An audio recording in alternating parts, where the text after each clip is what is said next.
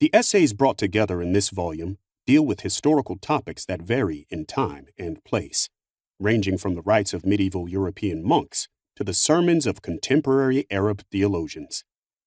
What links them all together is the assumption that Western history has had an overriding importance, for good or ill, in the making of the modern world, and that explorations of that history should be a major anthropological concern.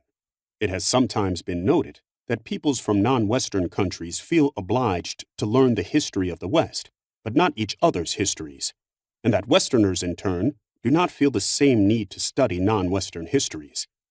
The history of modern Western thought, for example, can be, and is, written on its own, but not so the history of contemporary Arab thought. One opposition between the West and the non-West, and so a mode of connection between them, is constructed historically by these asymmetrical desires and indifferences. My anthropological explorations into Christian and post-Christian history are therefore motivated by the conviction that its conceptual geology has profound implications for the ways in which non-Western traditions are now able to grow and change.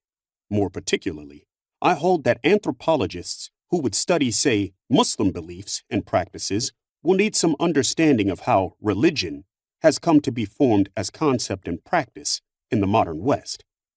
For while religion is integral to modern Western history, there are dangers in employing it as a normalizing concept when translating Islamic traditions. The genealogy of religion is a central theme in my essays.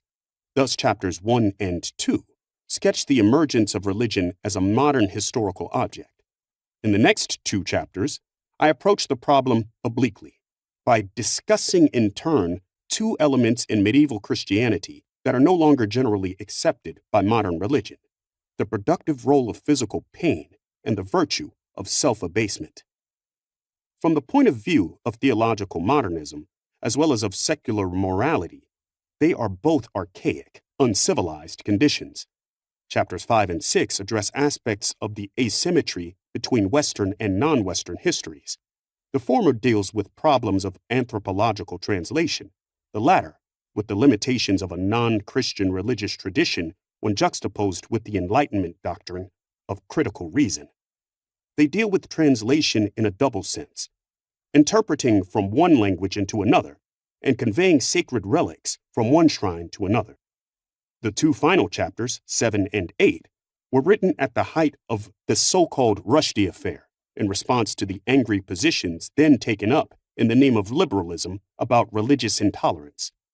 All the chapters thus deal with fragments of the West's religious history, because I assume that the West's definition of itself, and therefore its engagement with non-Western cultures, includes that history.